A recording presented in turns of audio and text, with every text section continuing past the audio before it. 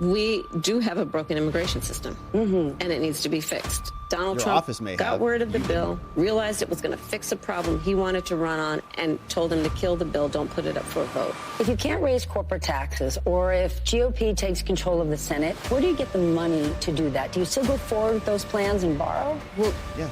But we're going to have to raise corporate taxes, and we're going to have to make sure that the biggest corporations and billionaires pay their fair share. That's just it. Kamala had a little bit of a struggle session with Stephanie over from MSNBC, was there for her first major interview since her conversation with her emotional support governor, Tim Walz, with Dana Bash. Then she did her little Oprah stint. This was her first big one back. And of course, one of the biggest issues in the country is the border and immigration. And watch what happens here in this exchange with Stephanie Ruhle from MSNBC and Kamala. People there that are stressed, that feel that they're at capacity. Communities around the country that have legal immigration, many have said, we're at capacity. And many feel like the government has said to them, well, adapt, sit down, be quiet. This is how it is. What would a Harris administration do for those communities who've taken in many, many legal immigrants, but are at capacity? Well, first of all,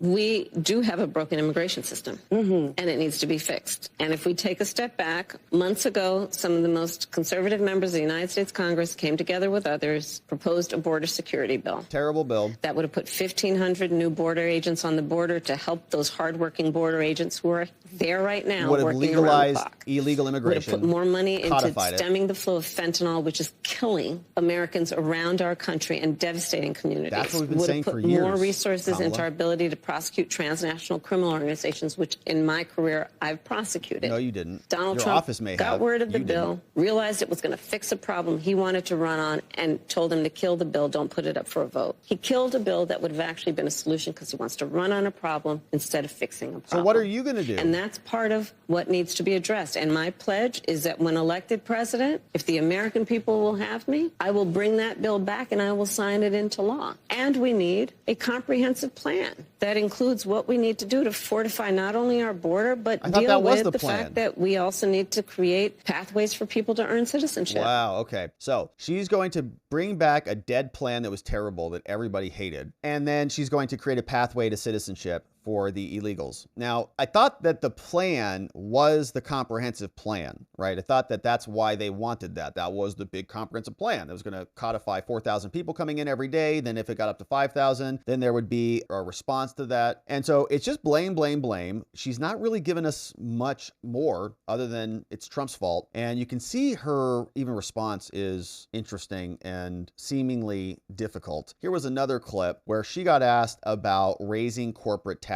How are you going to handle this, Kamala? More of the interview, we'll talk about it on the other side. Expanding that child tax credit, or you mentioned housing before, giving that extra money for a first home. If you can't raise corporate taxes, or if GOP takes control of the Senate, where do you get the money to do that? Do you still go forward with those plans and borrow? Well, yeah.